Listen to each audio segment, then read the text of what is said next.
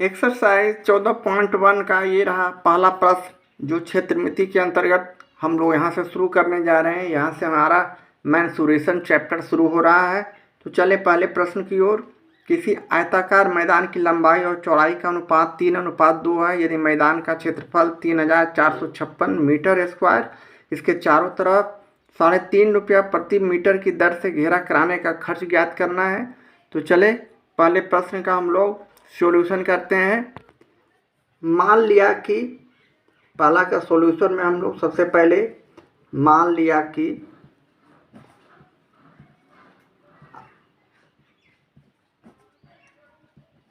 आयताकार मैदान की लंबाई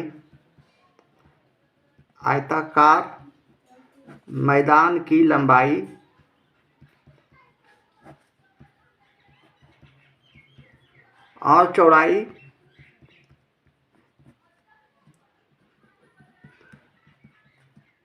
का अनुपात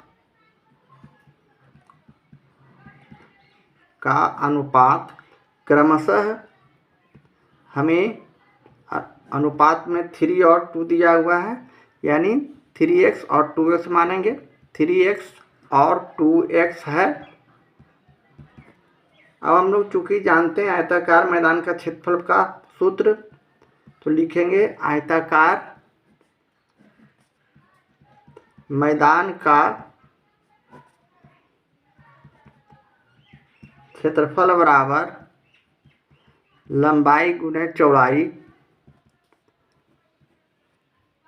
तो अब हमारे पास आयताकार मैदान का क्षेत्रफल 3456 दिया हुआ है मीटर स्क्वायर और लंबाई दिया हुआ है, यहाँ हम लोग माने हैं 3x और गुने 2x। अभी से हम आगे हल करेंगे, यानी 3456 बराबर 3 दूनी 6 x स्क्वायर। यहाँ से हम लोग x स्क्वायर बराबर 3456 बटे 6 करेंगे। अब 6 से इसको काटे, डायरेक्ट कर जाएंगे। 6 × 30, 6 × 36, 6 × 7 42, यानी 3 बचा। 6 × 36 यानी 576। यहाँ से अब हम लोग x का मान निकाल सकते हैं। x बराबर हो जाएगा 576 का वर्गमूल करेंगे, यानी 576 का यहाँ हम रफ वर्ग में अभाज्य गुणनखंड विधि से वर्गमूल करते हैं, यानी 2 से 2 दूनी 4, 2 × 8 16, 2 × 8 16, पुनः 2 से 1 4 4, पुनः 2 से 2 × 7 14, यानी 72, 2 से 2 × 6, 2 × 6 12, पुनः 2 से 18 दूनी 36, 2 से 9 और 3 से 3, 3 से 1। इस तरह हमारा जो ये संख्या आया उसे हम लिखेंगे। 2 कितने बार आया? 1 2 3 4 5 6 बार। तो हम यहाँ 2 6 बार लिख देंगे। 2 3 4 5 और ये 6, 3 2 बार है, 3 2 बार लिख दिए।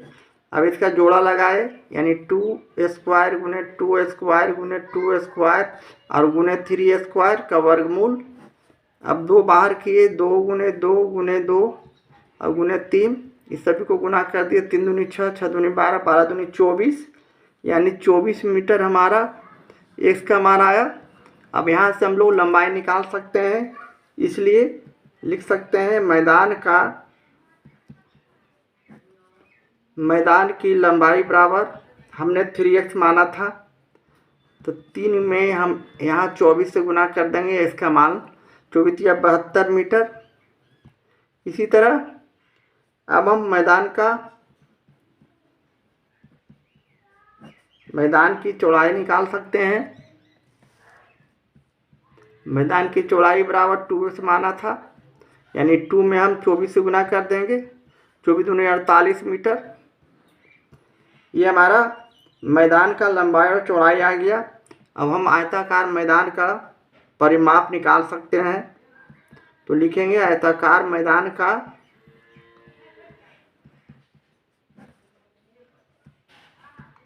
परिमाप बराबर, हमारे पास सूत्र है 2 लंबाई जोड़ चौड़ाई, यहाँ हम लंबाई निकाल चुके हैं 72 और चौड़ाई 48, यहाँ रखेंगे मान। इसके बाद इसे हल करेंगे, यानी 2 गुने 8 2 10 के शून्य हासिल 1 7 4 11 12 यानी 120। 120 को 2 से गुना करने पर 240 मीटर हमारा आयताकार मैदान का परिमाप हो गया। अब घेरा कराने का कुल खर्च निकाल सकते हैं, इसलिए लिखेंगे घेरा कराने का कुल खर्च बराबर, यहाँ से हम लोग 240 में हम 3.50 को गुना कर देते हैं, यानी 240 में हम 3.50 को गुना करने पर हमारा संख्या क्या आता है, 0 से गुना करने पर 0 हो जाएंगे। 0 5 चौक 20, 5 10 2 12, 0 4 6 12, 3 6 7, इसे हम जोड़ दिए तो हमारे पास संख्या जो आया 4 7 1 8। अब 2 अंक के बाद दशमलव यहाँ बैठा दिए, यानी 840.00 रुपया, या फिर इसे हम 840 रुपया भी लिख सकते हैं। इस तरह हम इसका आंसर ला चुके हैं 14.1 का पहले का प्रश्न का। इस तरह हम इस प्रश्न का सॉल्यूशन करेंगे। दूसरा प्रश्न 14.1 का दूसरा प्रश्न, किसी वर्ग ABCD का क्षेत्रफल 16 सेंटीमीटर स्क्वायर, तो इस वर्ग की भुजाओं के मध्य बिंदुओं को मिलाने से बने वर्ग का क्षेत्रफल ज्ञात करना है। तो चलें इसे भी हम चित्र बनाकर समझेंगे और प्रश्नों का सॉल्यूशन निकालेंगे। यहाँ ABCD एक वर्ग है जिसकी भुजा की लंबाई हम लोग को निकालना है। तो यहाँ से हम लोग सबसे पहले मध्य बिंदु लिखते हैं। मध्य बिंदु हमारा ये DA का मध्य बिंदु ये, और DC का मध्य बिंदु यहाँ, तो सबका नामकरण कर देते हैं, यानी P Q R और S। ये हमारे पास संख्या दिया हुआ है, P Q R S मध्य बिंदु है जो कि इसके अंदर वर्ग बनाता है। अब मध्य बिंदु को मिलाने से बने वर्ग का क्षेत्रफल ज्ञात करना है। इस भाग का क्षेत्रफल ज्ञात करना है। ABCD क्षेत्रफल 16 सेंटीमीटर स्क्वायर दिया हुआ है प्रश्न में, और भुजाओं के मध्य बिंदु को मिलाने से बने वर्ग का क्षेत्रफल, ये जो क्षेत्रफल बना इसका हम लोग को क्षेत्रफल निकालना है इसका। तो चलें सबसे पहले हम लोग वर्ग का क्षेत्रफल का सूत्र लिखेंगे। तो लिखेंगे चूंकि वर्ग का क्षेत्रफल बराबर भुजा स्क्वायर, हमारे पास सूत्र होता है। अब वर्ग का क्षेत्रफल हमें मालूम है जो कि प्रश्न में दिया हुआ 16 सेंटीमीटर स्क्वायर। यहाँ से हम लोग भुजा का मान निकाल सकते हैं, इसलिए यहाँ से अब भुजा बराबर हम लिख सकते हैं 16 का वर्गमूल यानी 4 सेंटीमीटर।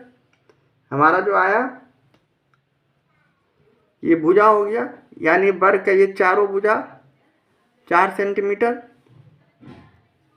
ये भी 4 सेंटीमीटर, यहाँ से भी हम लोग 4 सेंटीमीटर ही लिखेंगे। वर्ग के चारों भुजा बराबर होते हैं, ये 4 सेंटीमीटर यह भी भुजा, और यह भी भुजा 4 सेंटीमीटर। इस तरह हम भुजा निकालने के बाद इसका मध्य बिंदु हम लोग को पहले से मालूम है, PQRS मालूम किए हैं फिगर के अनुसार।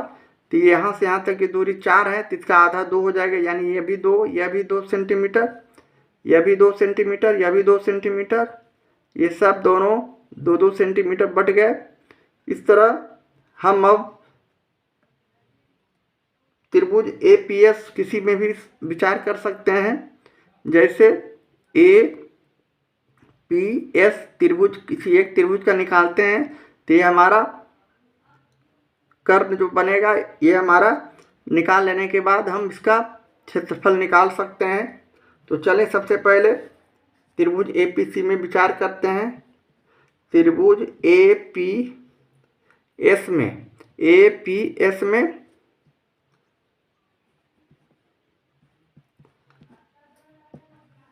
चूंकि यहाँ आधार हमें मालूम है आधार ये हो गया 2 और लंब हमें मालूम है भी 2, सब सेंटीमीटर में है। कर्ण हमको निकालना है यानी PS। तो पाइथागोरस प्रमेय से हम जानते हैं, पाइथागोरस प्रमेय से हमारे पास सूत्र उपलब्ध है, यानी कर्ण का सूत्र हम लिख सकते हैं लंब स्क्वायर प्लस आधार स्क्वायर का रूट, यानी 2 स्क्वायर प्लस 2 स्क्वायर, इस तरह भी लिख सकते हैं, यानी 4 + 4, यानी इसे हम 8 रूट सेंटीमीटर लिख सकते हैं। इस तरह हमारा जो √8 सेंटीमीटर आया, यह जो कर्ण जो ये वर्ग बना हुआ है PQRS का भुजा हो गया। तो भुजा, चारों भुजा हमारे पास √8 सेंटीमीटर आ गया। तो अब हम लिख सकते हैं नए वर्ग PQRS का क्षेत्रफल बराबर वही सूत्र भुजा स्क्वायर। अब भुजा हमारे पास √8 है, इसका होल स्क्वायर किए, यानी √8 को 2 बार गुना करते हैं तो करने के आधार पर हम लोग इसे 8 सेंटीमीटर स्क्वायर लिख सकते हैं। इस तरह जो 8 सेंटीमीटर स्क्वायर आया, इस प्रश्न का आंसर हो गया। इस तरह हम दूसरे प्रश्न का सॉल्यूशन कर सकते हैं।